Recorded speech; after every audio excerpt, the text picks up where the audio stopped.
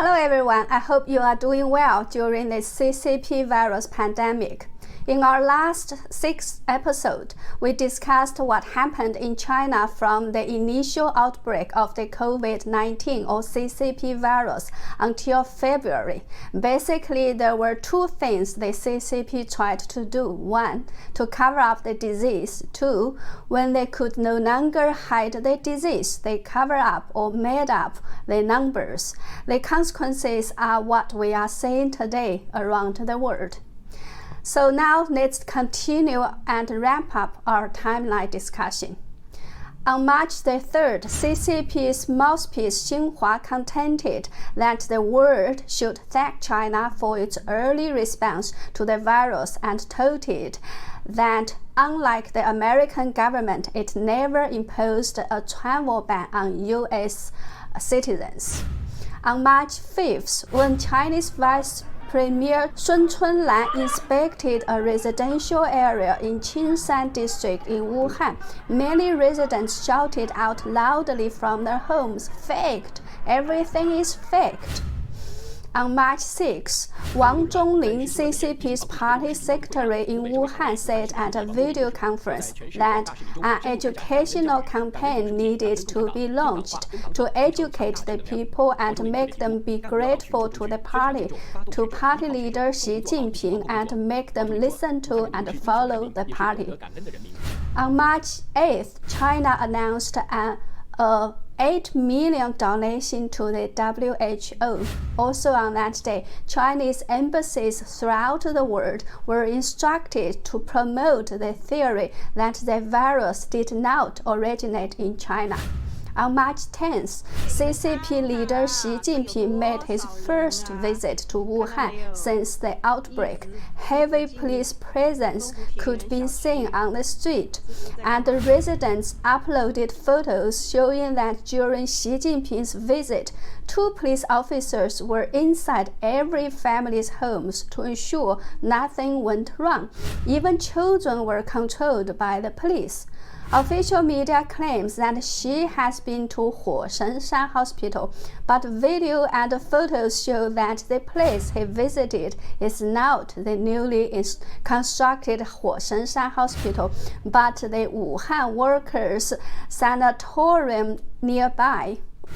Another strange thing about the CCTV's report about Xi Jinping's appearance is that the shadows of people and objects in the same frame are pointing to different directions, suggesting that the shots were not taken at the same time, and the set of the scene as well as the video itself could be produced through post-production. Also on that day, Chinese media People magazine published an article, "The Person Who Hands Out the Whistle." It is an interview with Dr. Ai Fen, the director of the emergency department of Wuhan Central Hospital. She was the one who first circled the word SARS coronavirus in red on the virus test report of patients and passed it on to another doctor. This report was then spread to doctor circles in Wuhan, including the 8 doctors who were disciplined by the police later. The article about Dr. Ai Fen was soon deleted, but Chinese netizens tried to pass it on in many different ways and languages. Some even invented some sort of special codes in an attempt to keep the article alive. Also on that day, all 14 Fangchang hospitals in Wuhan were closed and cleared up after the CCP announced that all patients were cured. Only 18 days ago, on February 21st, the city was still planning to open another 19 hospitals to cope with the situation. A volunteer at one of the hospitals revealed that 90% discharged patients who still had the virus, and it was a political task to close the Fangchang hospitals, and the CCP was eager to reopen the economy. A doctor also claimed that patients in Fangchang were discharged without diagnosis. Also on that day, a copy of CCP's guidelines regarding how to talk about the outbreak in the US were circulated on the internet, showing that the CCP was directing its hundreds of thousands of internet 50 cents army regarding how to wage an information war against the US. On March 11th, WHO finally announced that CCP virus is a pandemic. On March 12th, Chinese Foreign Ministry spokesperson Zhao Lijian publicly stated that the virus did not originate in Wuhan nor in China, but came from the United States through American soldiers who participated in the 2019 Military World Games in Wuhan in last October. Also on that day, a federal class action lawsuit was filed by the Burman Law Group against the Chinese government for damages suffered as a result of the coronavirus pandemic. More than 5,000 Americans have joined as of April 10th in less than 1 month.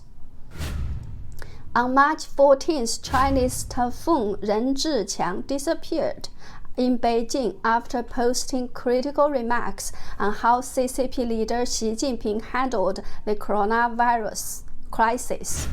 On March 16th, US President Trump referred to coronavirus as Chinese virus for the first time in his tweet and repeated it multiple times in the following days, both in his tweets and in press briefings. On March 18th, the CCP announced that another 13 journalists from the New York Times, the Washington Post, and the Wall Street Journal would be expelled from China. On March 19th, CCP's mouthpiece Xinhua published a transcript of the National Supervisory Team of Wuhan saying that some anti-China forces portrayed Dr. Li Wenliang as a hero to incite hatred towards China. Also on this day, Nari Kleinman, the founder of both Judicial Watch and Freedom Watch and a former U.S. federal prosecutor, announced the filing of a class action complaint in a federal court in Texas, seeking at least $20 trillion from the Chinese government because of its callous and reckless indifference and malicious acts. On March 21st, Chinese state media outlets circulated reports that an unexplained strain of pneumonia may have originated in Italy in late 2019. On March 23rd, the Hubei provincial government lifted restrictions on Hubei province with the exception of Wuhan. Also on that day, 3 major mobile carriers in China, including China Mobile, China Telecom, and China Unicom, reported a decrease in active mobile users by 21.5 million in the first month of 2020. There are no explanations offered regarding the reasons behind the dramatic drop. On March 26, funeral homes in Wuhan started to give out urns to people who had lost their families during the outbreak. One truck driver said that he had delivered 5,000 urns to one funeral home, while a funeral home announced that it would give out 500 urns in one day and would try to give out all before the Qingming festival, which was April 4th. However, some residents said they were told that they needed to wait for 6 months before they could get the urns. As there are at least 7 major funeral homes in Wuhan, the number of urns raised questions about the real death toll one more time. People estimated that the number could be tens of thousands when the CCP only reported about 2,500. On March 31st, the Chinese Health Commission admitted that it had admitting asymptomatic cases of coronavirus to date and would begin including those in its daily counts. On April 1st, U.S. intelligence services reported that the CCP intentionally underrepresented its outbreak totals and that its reported numbers were fake. On April the 3rd, the International Council of Jurists and All India Bar Association filed a complaint in the United Nations Human Rights Council seeking an unspecified amount as reparation from China over the global spread of the CCP virus. On April the 8th, Wuhan lifted travel restrictions. Anyone who has a green code on a widely used smartphone health app is now allowed to leave. On April 13th, Tan Jun, a Chinese citizen in Hubei province, sued Hubei province for covering up the CCP virus epidemic and demanded an apology from the government. Local court refused to take his case and asked him to file his case with Wuhan Municipal Intermediate Court instead. He was summoned to the police station on the same day. The police required him to write a guaranteeing statement to promise that he won't post any materials, photos, screenshots online that are related to his lawsuit. On April 14th, the Epoch Times reported that new cases continued to appear in Wuhan despite that the CCP was reporting 0 new cases. An information crackdown also continued, with people's social media accounts shut down. Also on that day, the Washington Post reported that back in 2018, U.S. Embassy officials sent official warnings to Washington after visiting the Wuhan Institute of Virology. One cable concerned the institute's research on bad coronavirus and warned that their potential transmission represented a risk of a new SARS-like pandemic. On April 15th, according to Fox News, the growing consensus among U.S. officials is that the virus originated in a unit studying bad coronaviruses at the Wuhan Institute of Virology, which is central to China's effort to become the global leader in identifying and combating viral outbreaks. Also on this day, U.S. President Trump announced that U.S. would stop funding the WHO as it reviewed the agency's role in covering up the spread of the coronavirus. On April 17th, the CCP suddenly reported 1,219 delayed and omitted fatalities, as well as an additional 325 confirmed cases in Wuhan.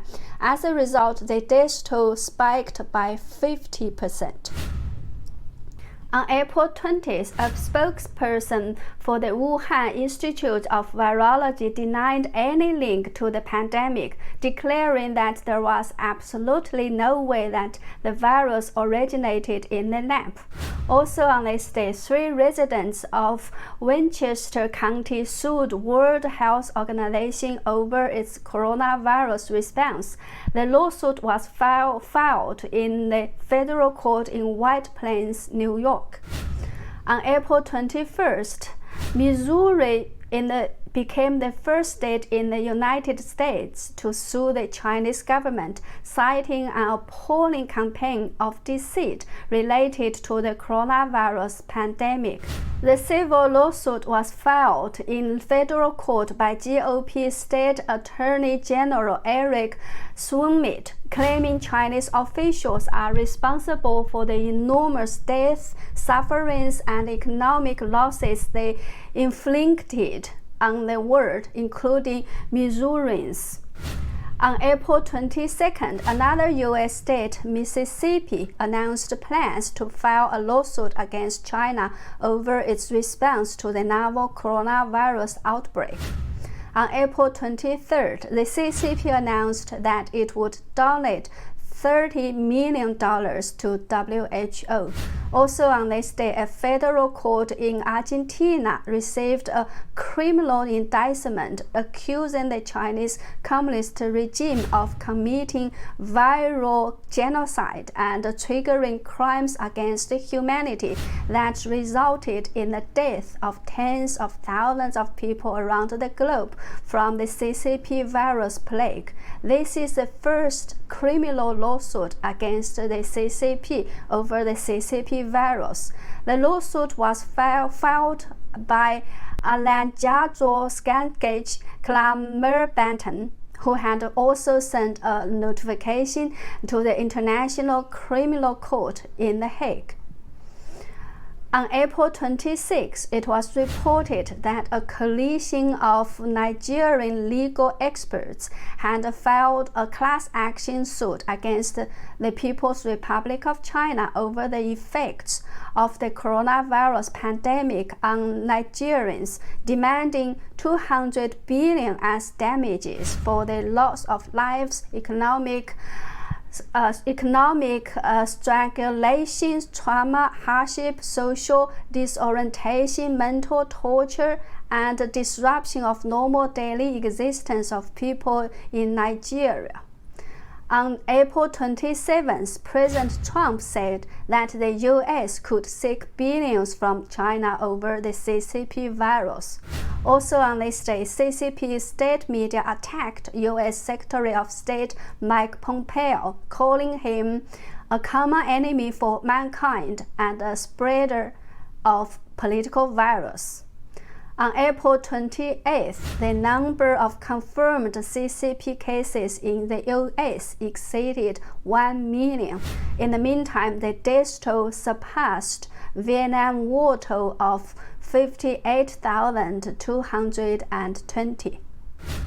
From what we've discussed, we can see that when the timeline moves into March, when people were dying in tens of thousands in other countries, CCP's number became international jokes. At this stage, shifting blames, spreading disinformation, benefiting from other countries' sufferings by holding and reselling protective equipment have become the new focuses of the CCP. In the meantime, more and more people are seeing through the CCP's lies and starting lawsuits to hold the CCP responsible for the losses of lives and people's sufferings. However, there are still many people, many governments, organizations, and companies which have not been awakened by this tragedy. Going forward, what will happen to mankind next? If we think we have overcome this disease without really realizing what kind of lessons we should learn from it, can we handle another one that could possibly be looming? I hope everyone can think about this issue seriously and be responsible for ourselves and for our fellow human beings. Thank you for watching. I will wrap up my timeline programs here. Hopefully, they have been helpful. Thank you again. See you next time.